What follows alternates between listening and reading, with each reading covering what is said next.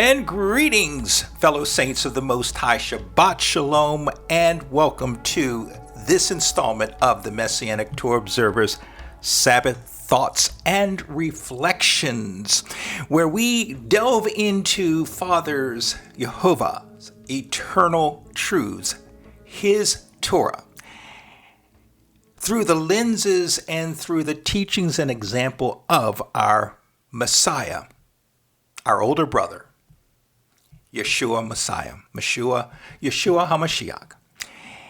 And it is our hope, trust, and prayer that this installment of the Messianic Torah Observer finds you, your families, and fellowships well and blessed.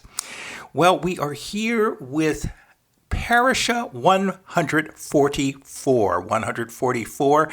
And although our Torah reading for today covers Deuteronomy chapter 24, verses 1 through chapter 25, verse 19, I was led by the content of this reading to focus only on the first 4 verses of the entire reading.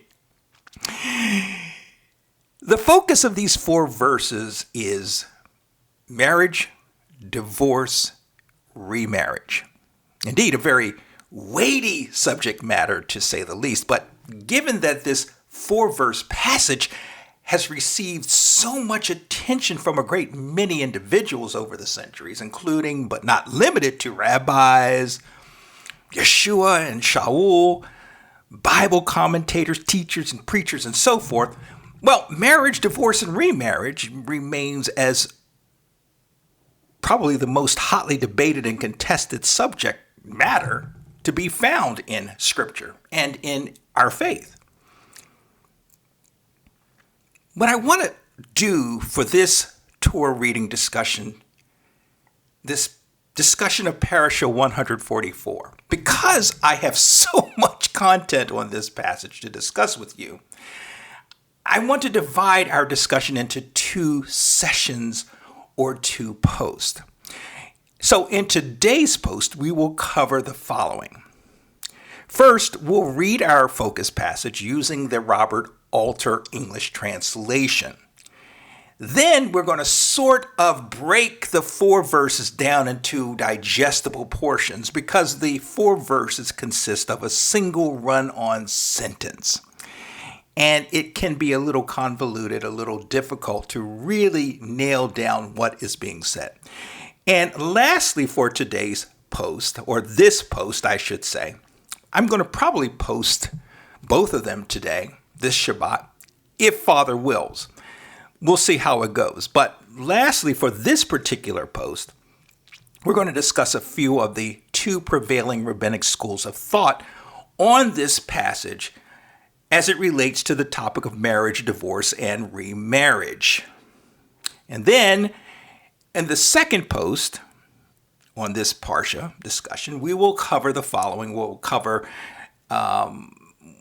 interpret our focus passage of the Parashah 144 using the teachings of Yeshua and the Apostle Shaul, and then we'll conclude our discussion on Parashah 144 with a spirit and truth application discussion. So let's hop into our discussion. But before we do, let's open in prayer. Abba, I want to thank you for this wonderful, wonderful, blessed Shabbat. Thank you, Father, for your loving kindness. Hallowed is your holy and righteous name, a name above every name. We magnify and glorify your name, and we invite your presence here into our midst this day. We ask, Father, that you open our hearts and our minds and our ears to receive, interpret, understand, and then enact your instructions in righteousness. That which you have for us to understand and learn today, we ask that you will, through the workings of your Holy Spirit, help us to walk these principles and these things out as you would have us do. We want to please you in everything that we do. Help us to die to self and live to you, to your glory, to your honor. May you receive the glory, honor that you so justly deserve. May the homes that we dwell in this Shabbat at this time be impervious to sin. May the ground upon which we stand and that we sit and we dwell upon your word be holy. May our behavior and our thoughts and our words be precious and holy unto you. We love you, Father, and we give you praise. And we ask these things in our Master's name. Okay, well, let's begin with a reading of the passage, Deuteronomy chapter 24. And remember, we're only going to be looking at verses 1 through 4. Let's read the Robert Alter translation.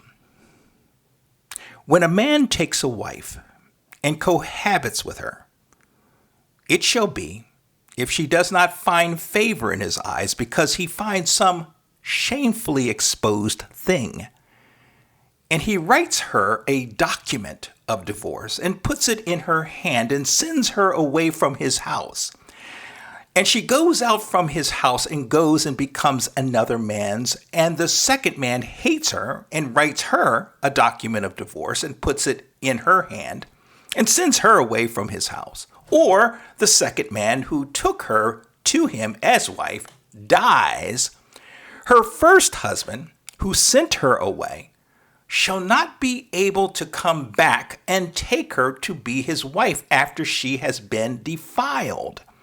For it is an abhorrence before Jehovah, and you shall not lead the land to offend that Jehovah, your Elohim, is about to give you in estate.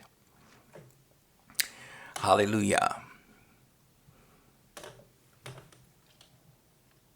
As in preparing to discuss this very critical, very meaty, this hot topic of marriage, divorce, and remarriage, I consulted a great many resources. That's how I study. I not only study the scriptural passages in its proper context and using a number of English translations in the process, I also consult a lot of or varying commentaries and commentators on the issue to help orient me with a lot of the background information that is important to have when rightly dividing these truths. Because as I've mentioned a lot of times on this program, what we have here before us is an ancient document.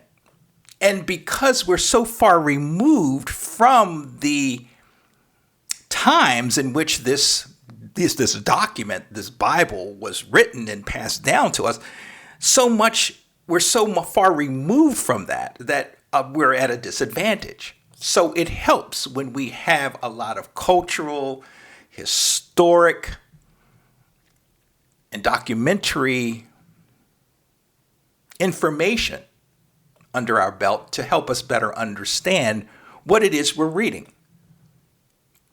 And of course, we do everything contextually. Context, I've said over and over again, is important here.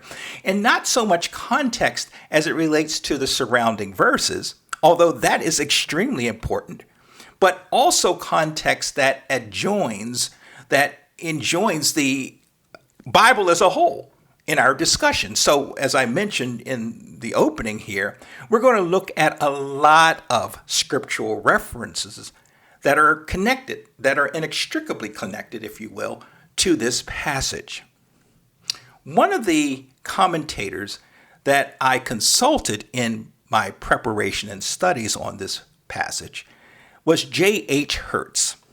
He is I don't know if he's the author or he's the editor, but he's the man whose name is on the Torah or the Pentateuch and the Haftarah that is a mainstay in a lot of Messianic and a lot of Orthodox Jewish circles in terms of Torah. He is a very rounded and extremely well versed and well read individual and expert in Torah. And one would be remiss not to consult him. I don't agree with a lot of what J.H. Hertz asserts in his writings, in his commentaries on the various Torah passages that we come across. But the amount of knowledge and understanding he has regarding Jewish understanding of these passages, Judaism's understanding, how Judaism understands these passages, the history, the culture that he can bring to the table when studying this cannot be overlooked. It's invaluable. So I certainly include that, as well as I include other commentators. But as J.H. Hertz asserts, this mitzvah is not a commandment, nor is it an established institution for divorce. Divorce was common to the Semitic peoples of the ancient Near East. However, in order to understand divorce Jehovah's way, we must first understand marriage from his perspective as well. For its, quote, sacredness goes back to the very birth of man, end quote. Overall, divorce is viewed and treated as an unfortunate reality of male-women relationships. That's my wording. And depending on which side of Judaism you're on, be it Orthodox or Reformed or what have you, Messianic Jewish, you may think that there are certain circumstances or situations in a marriage that compel a husband to divorce his wife. But this belief or philosophy cannot be further from truth. Jehovah never commanded any man to divorce his wife. If you read this passage, which we just read carefully, this was not a commandment to divorce a wife. We'll get more into this as we go along in our study and our discussion. But rather, the instruction that is given here, again, in my kind of parlance, in my kind of understanding, I would describe as a scenario-based instruction, as a scenario-based edict, if you will, or however you want to classify it. Mitzvah. For it reads, if a man or husband elects to divorce his wife because he learns of some indecency on her part, then he must give to her a certificate or bill of divorce, and so forth and so forth. There then is no sense whatsoever of Jehovah compelling a husband to divorce his wife, as insinuated by the Pharisees who challenged Yeshua on the issue of divorce in Matthew chapter 19, verse 3 through 9. And we'll get into that discussion in our next posting, where we'll discuss the application or the teachings and examples of Yeshua and of Paul in their expounding upon this passage, expounding upon the issue and topic of divorce, marriage, and remarriage. We're going to get way into that because it's very important. But rather, the commandment to the divorcing husband here in this passage was that if you decide to divorce your wife because she was unfaithful to you, to him, or if she engaged in some forbidden sexual relationship, and we're going to get into what this unseeming and decency thing is a lot here in this discussion, because there's a lot of debate and discussion on what that is, that unseeming, that indecent thing that prompts a man to divorce.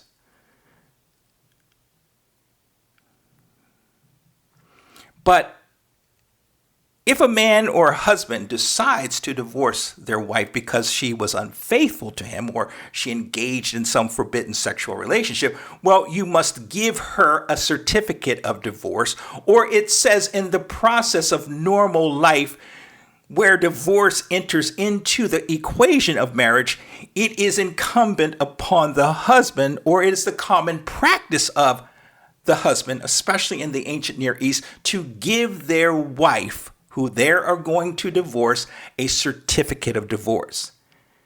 Now, this commandment for the divorcing husband to give to his wife a certificate or bill of divorcement was for the benefit of the divorced wife, so that she would be legally eligible to marry another man within the Hebrew nation. Now, let me backtrack. I'm kind of doing some double talk here. I don't see this, and we'll talk about a lot of this, how we read and how we see these 4 verses. But I shouldn't say that this was an instruction or a commandment to do anything per se. This is, again, a scenario-based instruction. The wife is believed to have done something by the husband that leads him to lose, that diminishes the wife's appearance, her favor in his eyes. And it generally seems to have to do with something of a sexual or indecent nature. And because of the hardness of his heart and his lack of love for her, he's lost that love. He then decides he wants to sever and dissolve the marriage. So he then gives her a certificate of divorce and sends her packing out of his home. That's the situation. It's not if you really read it, and it doesn't matter which English translation you read, it's not a commandment to do this. Father never commands this rhetorical individual, this husband, to divorce his wife. There's no such talk here. It's like a matter of fact. This is what happens, and this is what the husband does. This is what the wife does. This is what the husband does, and so forth and so forth. I hope you're understanding what I'm saying here, because the general consensus is that Father is somehow commanding that this be done, but that's not the case. Tim Hegg is another commentator of Torah that I consult a lot on. He's of TorahResource.com, which is Messianic Jewish Torah research website and ministry and organization that provides a lot of teaching tools and applications and things of that nature. And I use them a lot, especially his teaching and his commentaries in my studies of the Torah portions or Torah readings each week. So you've heard me mention Tim Hegg quite a bit. But Hegg points out that this mitzvah dealing with marriage, again, I'm using the term that this is a mitzvah. What we see here happening is a mitzvah, although I don't necessarily see it per se as a mitzvah, but more again, it's a scenario situation leading to a mitzvah, leading to the commandment that if the wife marries a second husband and that second husband dies or that second husband goes ahead and divorces her, the commandment is that the original husband, the first husband, cannot remarry her. That's the commandment. That's the commandment. All the other stuff in this one long run-on sentence is a setup to that instruction, to that commandment. Although I will say that our understanding of what constitutes or what justifies divorce, if it has to happen in Jehovah's eyes, is laid out in that in this passage as well. Again, we'll get into that. I know it's very convoluted and I seem like I'm talking all over myself, but it really will hopefully make more sense as we go along. Now, Haig points out that this passage dealing with marriage, divorce, and remarriage is the only instruction on this subject in the whole of Torah. And I think he's right. Because all other mentions of marriage and divorce in Torah relate to instructions on priestly marriages, the insolubility of a divorced woman's vows or oaths, and those unique circumstances where divorce would not be permitted at all. And we discussed this in our Torah reading discussion of Parashah 143. I'll put the links to that post in the show notes, in the transcript on our website, themessianictorahobserver.org, themessianictorahobserver.org, where you can go back and you can also reference that post if you are so led to, or you just need to refresh your memory. But we discussed this particular situation where divorce was completely prohibited. And that draws from Leviticus chapter 21, verse 7 and 14, Leviticus chapter 22, verse 13, Numbers chapter 30, verse 9, and Deuteronomy, the Parashah that we discussed last time, 22, verses 19 and verse 29. Now, as I see it, this passage is, again, I'm stating this again, scenario-based in its application of Torah instruction. More so than it is a global, universal instruction or premise or work on the topic of marriage, divorce, and remarriage. It describes a rhetorical husband who, after marrying his wife, is no longer favored by him because he finds in her some indecency, English Standard Version, some uncleanness, the King James Version rendering, or some shamefully exposed thing, as we read in the Robert Alter translation, which in the Hebrew is actually the term herva. Herva, spelled E-R-V as in Victor, A-H. And herva means nudity in either a literal or a figurative sense. To me, erva is suggestive of adultery or some form of forbidden sexual relationship. Now, depending on the wording of the English translation you're using, this husband is either led to or compelled to divorce her or send her away. In such a case, our rhetorical husband then writes her or writes his wife a bill of divorcement, as described in the King James Version rendering. Now, this bill of divorcement, or this document of divorce, as stated in the Robert Alter translation, in the Hebrew is kerituth. Kerituth. Again, my apologies if I'm butchering this Hebrew term, but kerituth means a cutting of the matrimonial bond, or simply divorce. He, this rhetorical husband, then gives that bill of divorcement to his wife, and she departs his house. Still rhetorically speaking, she then goes out and marries another man.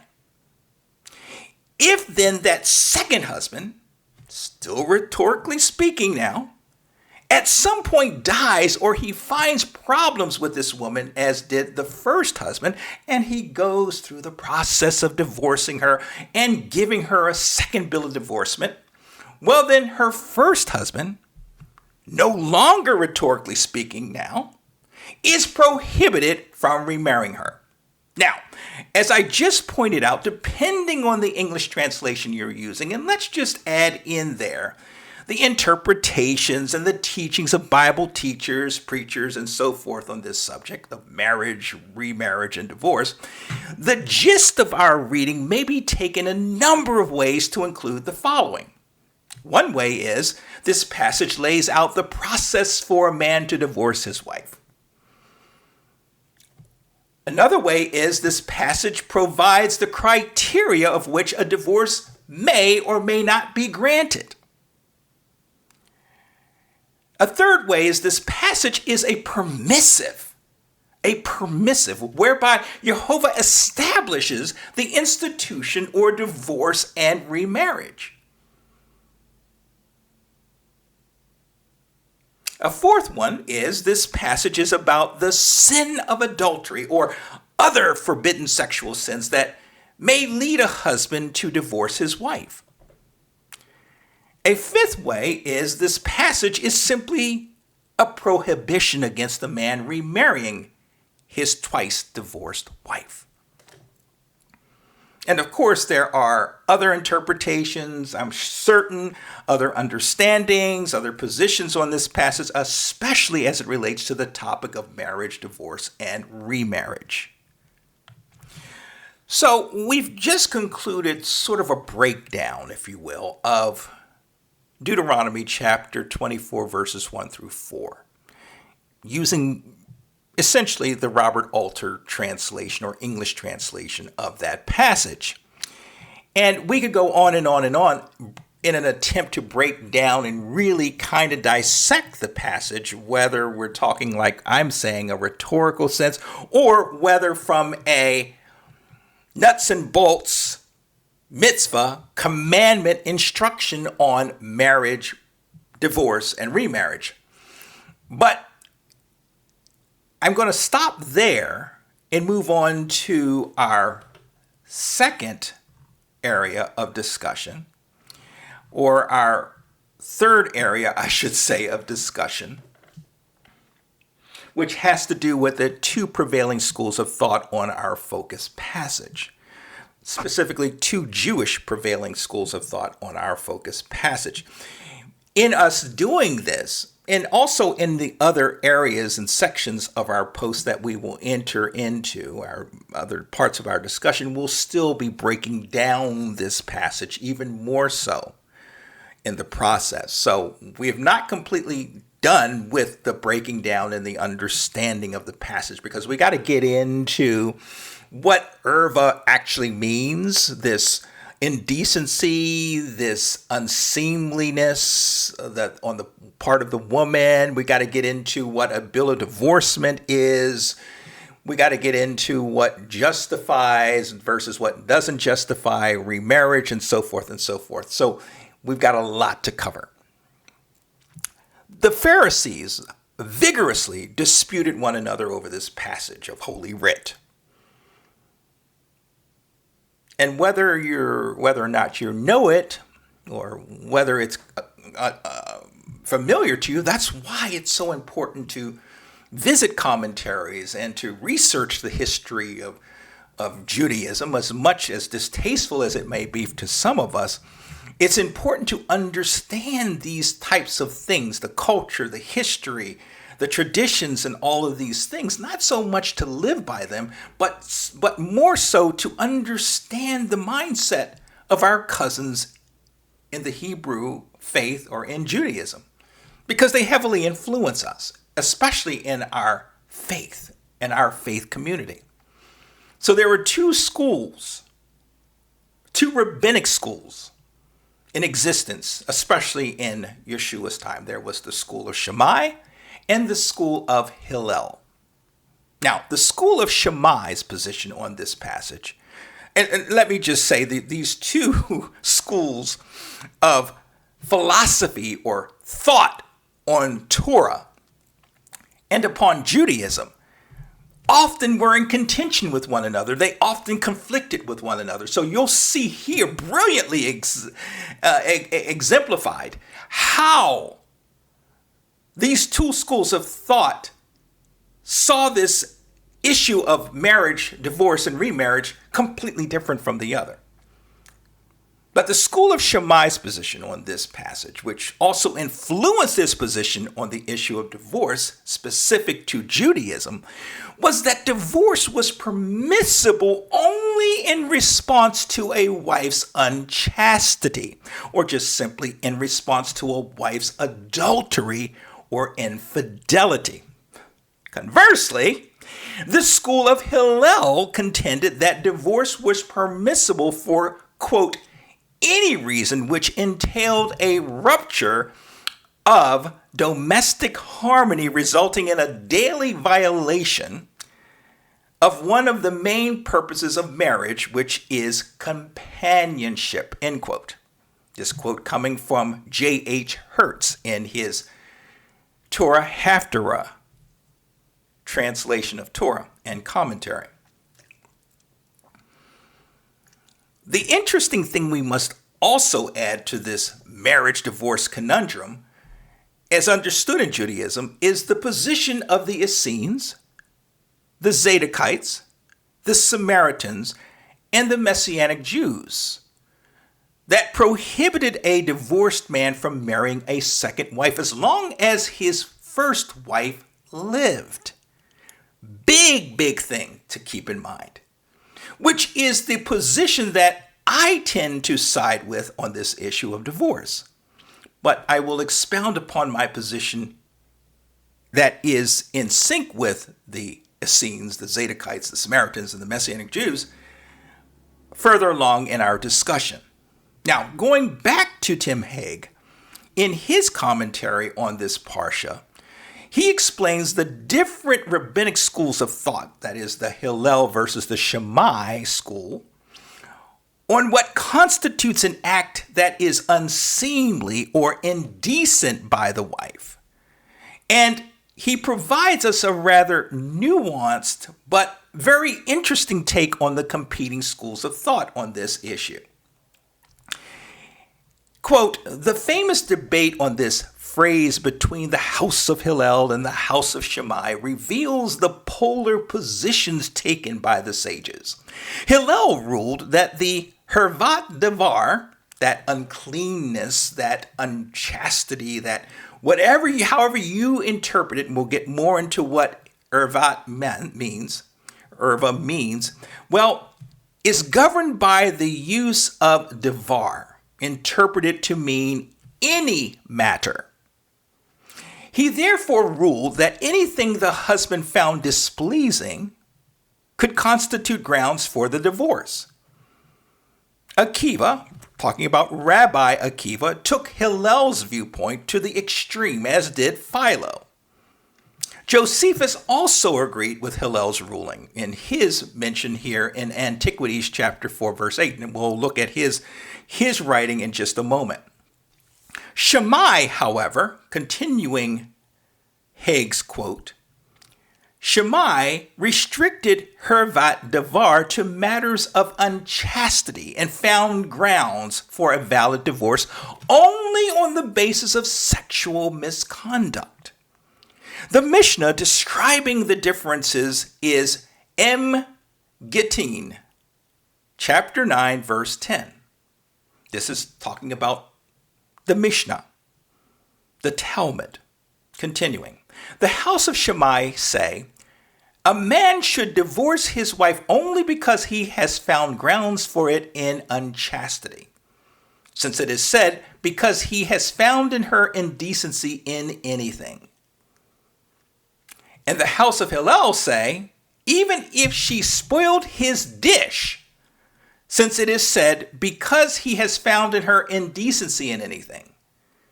Our Agaba says, even if he found someone else prettier than she, since it is said, and it shall be if she find no favor in his eyes. Do you see how this passage, just how it is so simply stated, given that it is still a run-on sentence and it's long and it's kind of convoluted with lots of moving parts to it, how these moving parts can cause a nation people and their religious leaders to view instructions in Torah completely different. How there can be a separation, a disagreement on how or what the passage is actually saying and what Father is trying to convey to his people. Because here we have two schools of thought that are leading people to different practices. The Shammai school says, their divorce can't be granted to a Hebrew woman or wife. Divorce can only be granted to the husband if the wife commits an act of adultery or some form of unchastity or some form of forbidden sin. Conversely, the school of Hillel says, because the way the passage is actually spelled out means that a husband can wake up one day and say, you know what, I want to marry someone else. I don't want to remain married to this woman. So you can divorce, a husband can divorce his wife for any reason whatsoever. This is the conundrum that ancient Near East Hebrews found themselves in. And it all comes down to the state of the Hebrew's heart. We'll talk a lot about the state of heart and how that state of heart factors into this question of marriage, divorce, and remarriage. But nevertheless, it must be understood that Rabbinic Judaism has, for at least the last 2 millennium, stood firmly on the side of the school of Hillel as it relates to the issue of divorce. Furthermore, Rabbinic Judaism pretty much rejects the extra-Orthodox Jewish prohibition on remarriage. For the husband wields all the power in Orthodox Jewish marriages, and he is the sole determinant as to whether or not the marriage remains intact or is dissolved. This, as harsh as it may sound, is consistent with the tenets of our Torah reading passage here today. You must agree. On the Reform side of Judaism, especially today, the husband has been stripped of this exclusivity by the rabbis, and the courts now control how the divorce proceedings will go. And the Reformed Jewish courts tend to favor the well-being of the wife over that of the husband in the divorcement proceedings. Going back to J.H. Hertz, he points out in his additional notes on this passage that Rabbinic Judaism, despite her general school of Hillel leanings, such that a husband could divorce his wife for essentially any reason, at some point clamped down on the granting of legal divorces by making the issuance of a get spelled G-E-T, a get, the issuing of a get, which is a rabbinic bill of divorcement, essentially. It's not actually it's a rabbinic bill it's a rabbi's version of that certificate or that document of divorce that Father speaks of in Deuteronomy chapter 24, verse 1. And so this issuing of a get becomes a rather challenging thing to receive by the husband and give to his wife, the wife he wants to divorce. So in other words, the rabbis took to themselves the exclusive power the husband once held to divorce his wife for any reason he saw fit. And the rabbis made the divorce process a court-based action. In so doing, the bill of divorcement spoken of in our focus passage, Deuteronomy 24, verse 1, transitioned into that of a court-issued document called a get. And the process that would lead to the issuance of this so-called get by Jewish courts was made to be a challenging ordeal for the husband. The rabbis claimed the purpose of their making the issuance of a get so challenging to the husband was to, quote, dissuade husband and wife from proceeding to divorce in order to facilitate attempts at reconciliation, end quote. This was a quote from J.H. Hertz, who was describing the purpose and process of the get.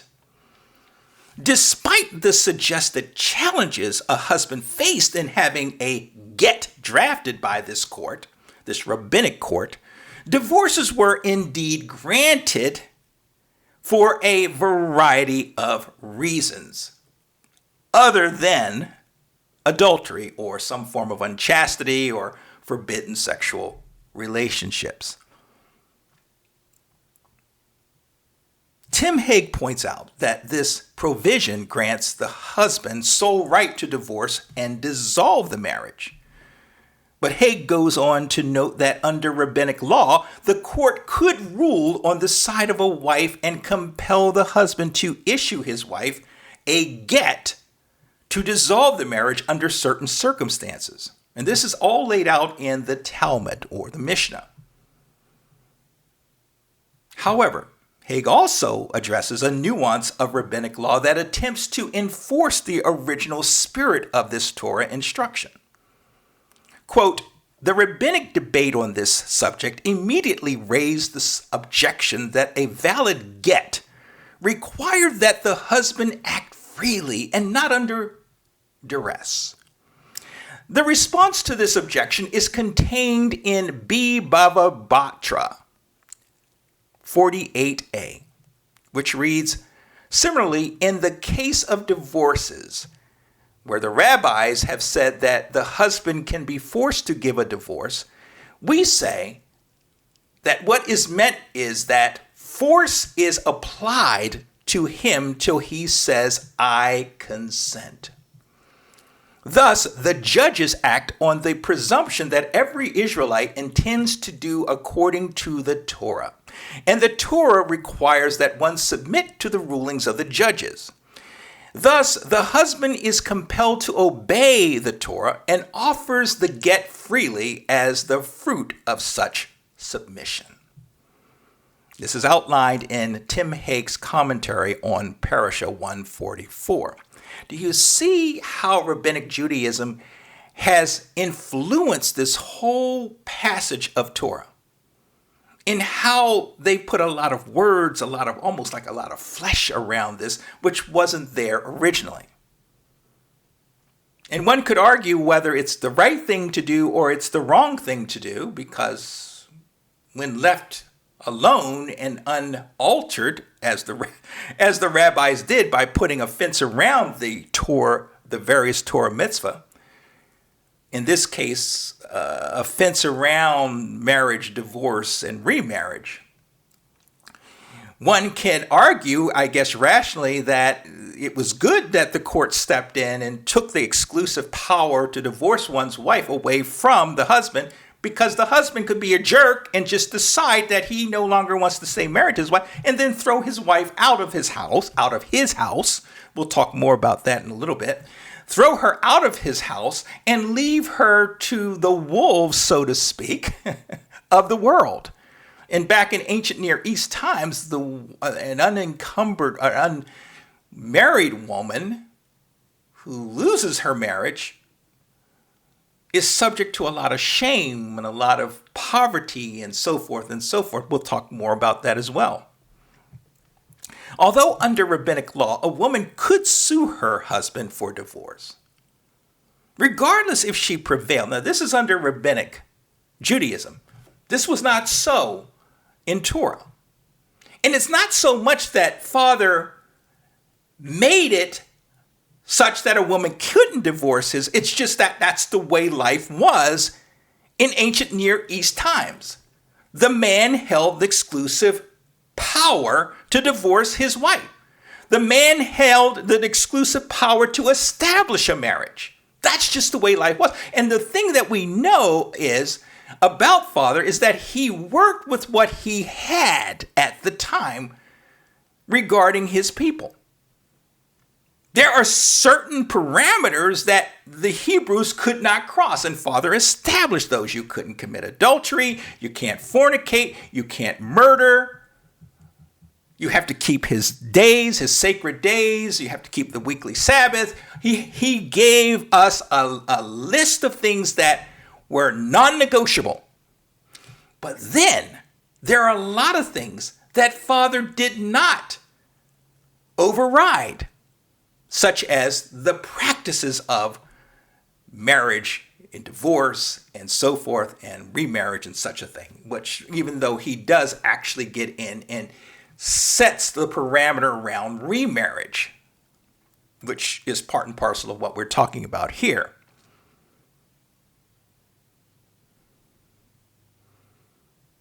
And so it was, getting back to this whole understanding of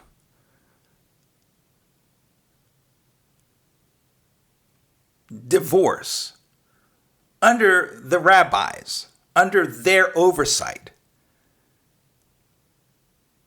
I just mentioned that under the rabbi, under rabbinic law, a woman could sue her husband for divorce, which was a nuance, which was a new thing that was added to the Torah. We could argue all day whether it's a good thing or not. I mean, I'm inclined to say it was a good thing, I guess, because the woman, if left to the whims and the evil nature of her evil husband, would find herself in a pretty bad situation. So in that sense, I guess it was good. But in the negative sense, it is adding to Torah. So we kind of have to let things play out. And then we must default to what Yeshua taught and his apostles taught on this issue. And we're going to get into that in our next post. But regardless if the wife prevailed, only the husband was permitted to issue to her that get or that bill of divorcement. They still never, the rabbis never completely took control of the divorce away from the husband. And as you recall in our reading of some of the quotes here from Haig and from Hertz, that the courts, the rabbinic courts, use their influence to try to coax a husband, especially when the wife is behind pushing the divorce. They try to compel the husband to consent to the divorce. But only the husband was permitted, though, in the end, to issue her this get or this bill of divorcement.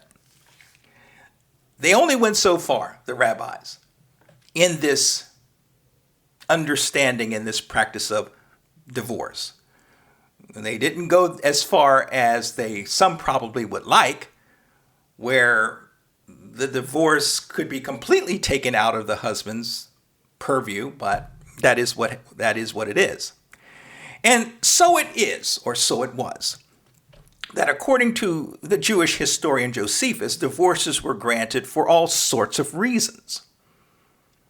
Antiquities, chapter 4, verse 8, subsection 253 reads, "He that desires to be divorced from," this is Josephus speaking, "he that desires to be divorced from his wife for any cause whatsoever, and many such causes happen among men, let him in writing give assurance that he will never use her as his wife any more.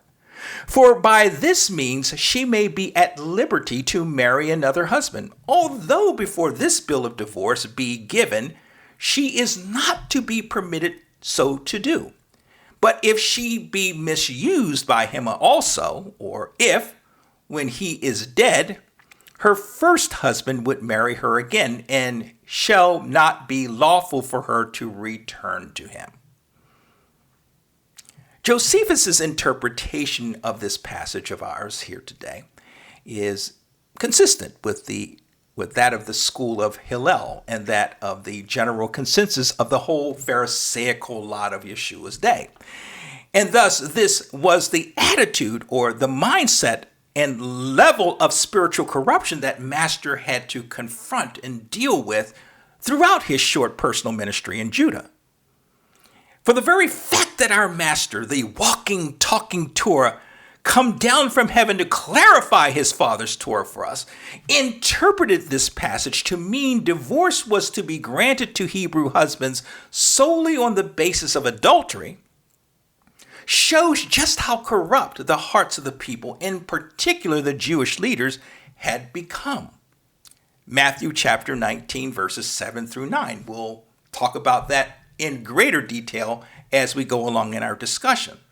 But this, despite the term for uncleanness or unseemly thing in the Hebrew being herva, generally referring to things of a dubious sexual nature or that which is of an unclean nature, the hardness of the husband's hearts toward their wives, or the hardness of men's hearts towards women, compels them to view Jehovah's commandments and his instructions in righteousness from their own selfish perspectives as opposed to Jehovah's perspective, which is the only perspective Yah's people must have. We've talked about this to ad nauseam in this program or on this program. Now, let's step back and look at this unseemly or indecent thing. The unseemly thing, or the herva, as it relates to our rhetorical husband, who is thus led to divorce his wife, was interpreted by the two competing rabbinic schools differently, as we just pointed out. This is where the difference comes into play. Shammai narrowly interpreted erva as acts of indecency. Now, this is, of course, in line with the school's teaching that divorce was only permissible if the wife was determined to be guilty of adultery or some form of unchastity. Hillel, on the other hand, interpreted herva in a more liberal sense as being, quote, indecency in anything, end quote. This is from Hertz, J.H. Hertz. In other words, according to J.H. Hertz, quote, implying that a wife may be divorced also for reasons other than unchastity, end quote, which we heard from other rabbis that it could be anything from, I just don't like the way you look, so I want to go for another wife that's better looking. You burnt my dinner, so I'm done with you. I'm divorcing you because you burnt my dinner. You don't like the way she sounds. She does something that annoys you incessantly. And this is the level of corruption, the extent or the state of one man's heart, that somehow he loses the love he once held for his wife because of some often innocuous thing. And we're talking about beyond this question of adultery, which in and of itself is a problem, but it's not something that can be overcome. And we'll talk about that also a little later. The finding of that which is unseemly, or as Haig interprets, that which is indecent in one's wife, that term erva being used only one other time in Torah, and that is in Deuteronomy chapter 23, verse 14.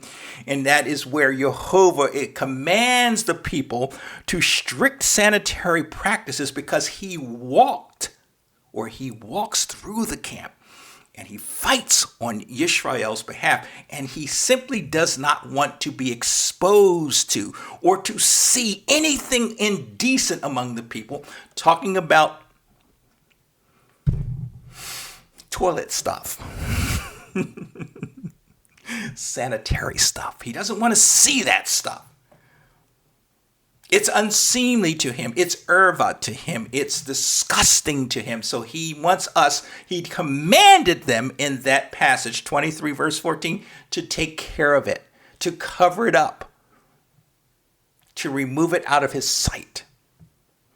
And when this understanding of unseemly or indecent is applied to this mitzvah, this passage of ours, 24 verses 1 through 4,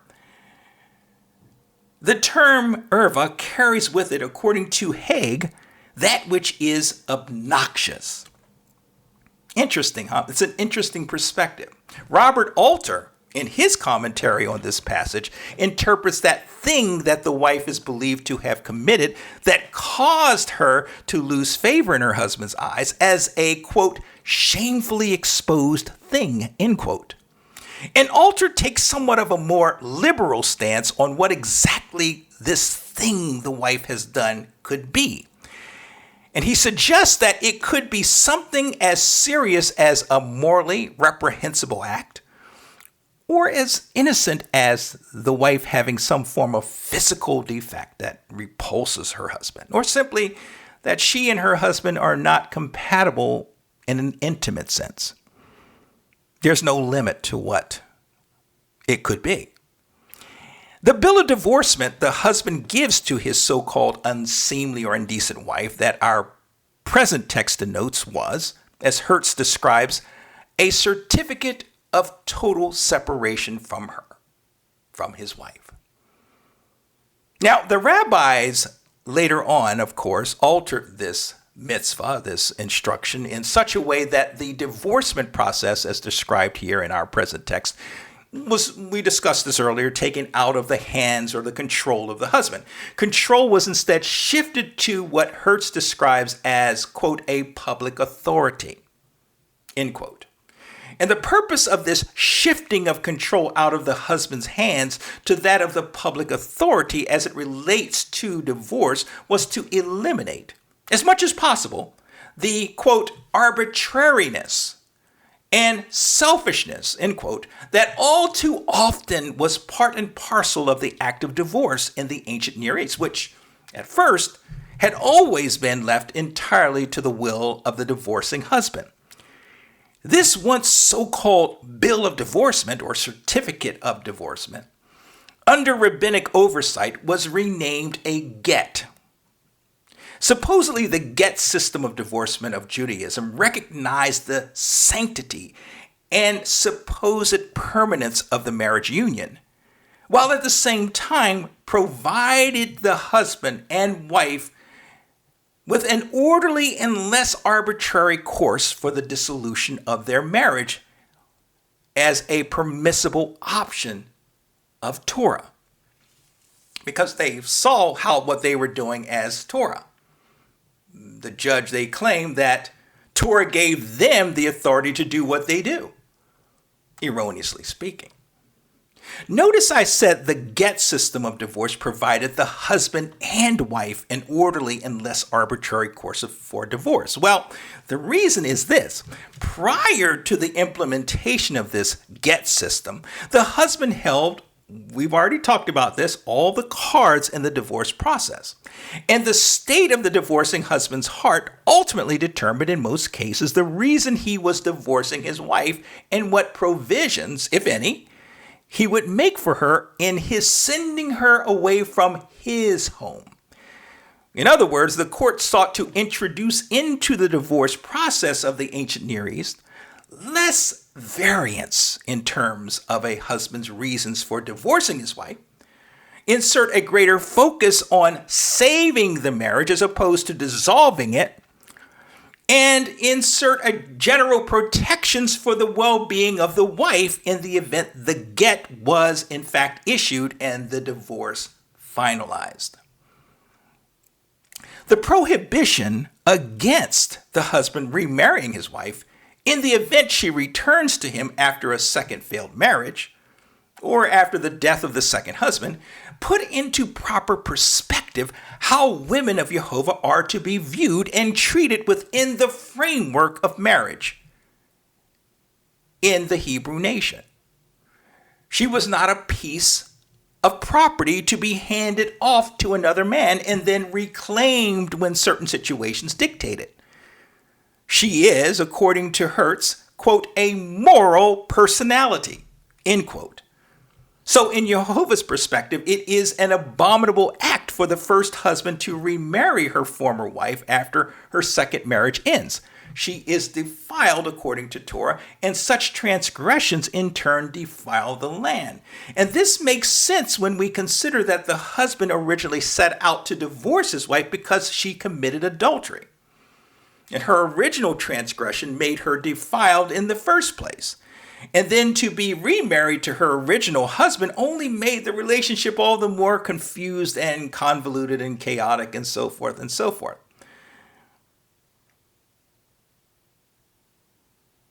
But the woman,